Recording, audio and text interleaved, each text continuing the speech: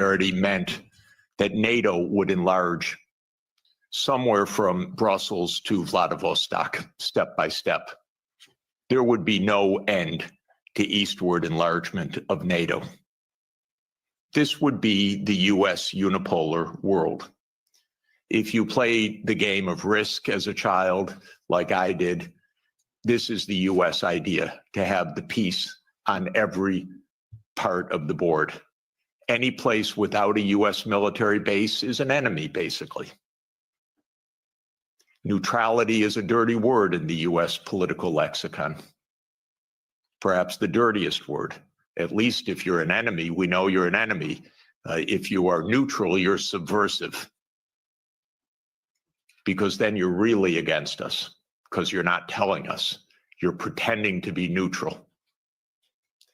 So this was the mindset, and the decision was taken formally in 1994, when President Clinton signed off on NATO enlargement to the east.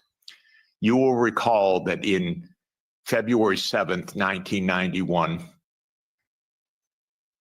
Hans-Dietrich Genscher and James Baker III spoke with Gorbachev. Genscher gave a press conference afterwards where he explained, NATO will not move eastward. We will not take advantage of the dissolution of the Warsaw Pact. And understand that was in a juridical context, not a casual context. This was the end of World War II being negotiated for German reunification. And an agreement was made that NATO will not move 1 inch eastward. And it was explicit, and it is in countless documents. And just look up National Security Archive of George Washington University, and you can get dozens of documents. It's a website called What Gorbachev Heard About NATO. Take a look, because everything you're told by the US is a lie about this. But the archives are perfectly clear. So the decision was taken in 1994 to expand NATO all the way to Ukraine. This is a project. This is not one administration or another. This is a US government project that started more than 30 years ago.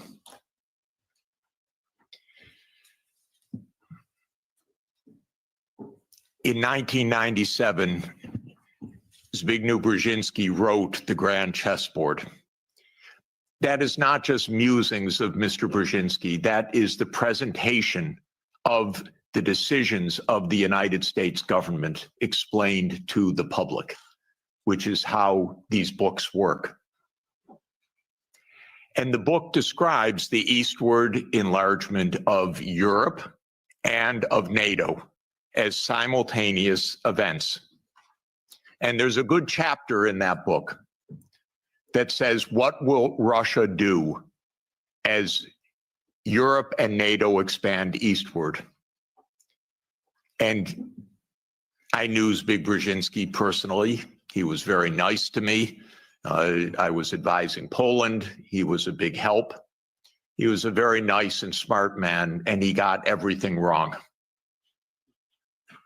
So in 1997, he wrote in detail why Russia could do nothing but accede to the eastward expansion of NATO and Europe. In fact, he says the eastward expansion of Europe, and not just Europe, but NATO. This was a plan, a project. And he explains how Russia will never align with China. Unthinkable. Russia will never align with Iran. Russia has no vocation other than the European vocation. So as Europe moves east, there's nothing Russia can do about it. So says yet another American strategist. Is it any question why we're in war all the time? Because one thing about America is we always know what our counterparts are going to do, and we always get it wrong. And one reason we always get it wrong is that in game theory that the American strategists play, You don't actually talk to the other side. You just know what the other side's strategy is. It's wonderful. It saves so much time. You don't need any diplomacy. So this project began, and we had a continuity of government for 30 years until maybe yesterday, perhaps. 30 years of a project. Ukraine and Georgia were the keys to the project. Why? Because America learned everything it knows from the British. And so we are the wannabe British Empire. And what the British Empire understood in 1853, Lord Palmerston, excuse me, is that you surround Russia in the Black Sea and you deny Russia access to the Eastern Mediterranean. And all you're watching is an American project to do that in the 21st century. The idea was that there would be Ukraine, Romania, Bulgaria, Turkey, and Georgia as the Black Sea littoral that would deprive Russia of any international status by blocking the Black Sea and essentially by neutralizing Russia as more than a local power. Brzezinski's completely clear about this. And before Brzezinski, there was Mackinder. And who owns the island of the world owns the world. So this project goes back a long time. I think it goes back basically to Palmerston. And again, I've lived through every administration. I've known these presidents. I've known their teams. Nothing changed much from Clinton to Bush to Obama to Trump 1 to Biden. Maybe they got worse step by step. Biden was the worst in my view. Maybe also because he was not compos mentis for the last couple of years. And I say that seriously, not as a snarky remark. The American political system is a system of image. It's a system of media manipulation every day. It is a PR system. And so you could have a president that basically doesn't function and have that in power for 2 years and actually have that president run for re-election. And one damn thing is he had to stand on a stage for 90 minutes by himself. And that was the end of it. Had it not been that mistake, he would have gone on to have his candidacy, whether he was sleeping after 4 p.m. in the afternoon or not. So this is actually the reality. Everybody goes along with it. It's impolite to say anything that I'm saying because we don't speak the truth about almost anything in this world right now. So this project went on from the 1990s, bombing Belgrade 78 straight days in 1999 was part of this project. Splitting apart the country when borders are sacrosanct, aren't they indeed? Except for Kosovo. That's fine, because borders are sacrosanct except when America changes them. Sudan was another related project. The South Sudan rebellion. Did that just happen because South Sudanese rebelled? Or can I give you the CIA playbook to please understand as grown-ups what this is about? Military events are costly. They require equipment, training, base camps, intelligence, finance. That comes from big powers. That doesn't come from local insurrections. South Sudan did not defeat North Sudan or Sudan in a tribal battle. It was a U.S. project. I would go often to Nairobi and meet U.S. military or senators or others with deep interests in Sudan's politics. This was part of the game of unipolarity. So the NATO enlargement, as you know, started in 1999 with Hungary, Poland, and the Czech Republic. And Russia was extremely unhappy about it. But these were countries still far from the border. And Russia protested, but of course to no avail. Then George Bush Jr. came in. When 9/11 occurred, President Putin pledged all support. And then the U.S. Decided in September 20th, 2001, that it would launch 7 wars in 5 years. And you can listen to General Wesley Clark online talk about that. He was NATO's supreme commander in 1999. He went to the Pentagon on September 20th, 2001.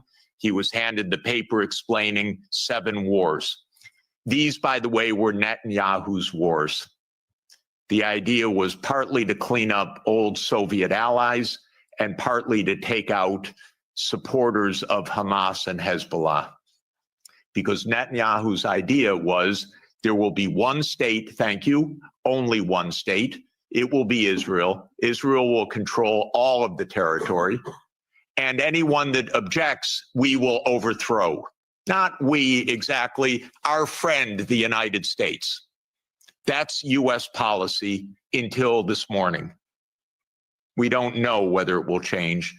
Now, the only wrinkle is that maybe the U.S. will own Gaza instead of Israel owning Gaza. But the idea has been around at least for 25 years.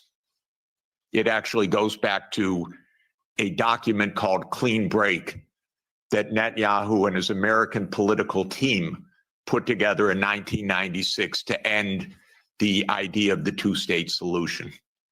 You can also find it online.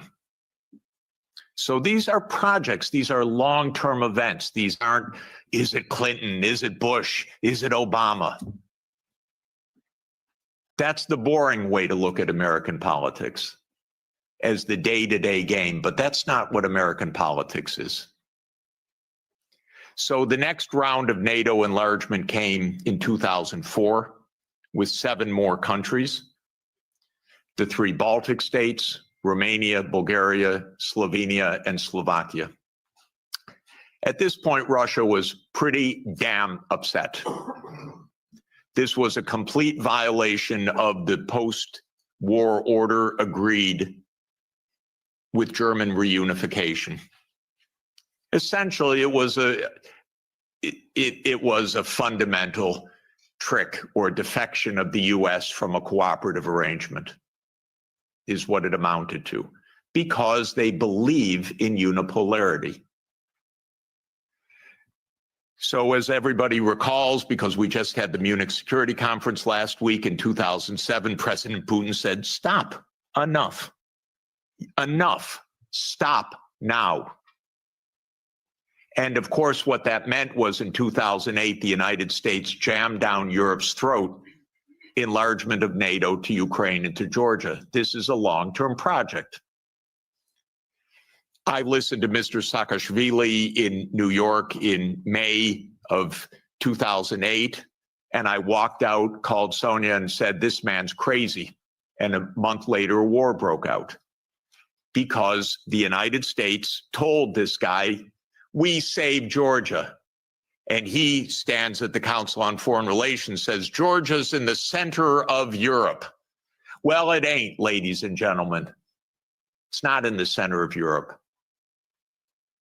And the most recent events are not helpful for Georgia, for its safety, and your MPs going there, or MEPs going there, and European politicians. That gets Georgia destroyed. That doesn't save Georgia. That gets Georgia destroyed. Completely destroyed. In 2008, As everybody knows, our former CIA director, William Burns, sent a long message back to Condoleezza Rice. Niet means niet, about expansion. This we know from Julian Assange, because believe me, not one word is told to the American people about anything, or to you, or by any of your newspapers these days. So we have Julian Assange to thank, but we can read the memo in detail. As you know, Viktor Yanukovych was elected in 2010 on the platform of neutrality. Russia had no territorial interests or designs in Ukraine at all. I know, I was there during these years. What Russia was negotiating was a 25-year lease to 2042 for Sevastopol Naval Base. That's it. Not for Crimea, not for the Donbass, nothing like that. This idea that Putin is reconstructing the Russian Empire, this is childish propaganda, excuse me. If anyone knows the day-to-day and year-to-year history, this is childish stuff. Childish stuff seems to work better than adult stuff. So no designs at all. The United States decided this man must be overthrown. It's called a regime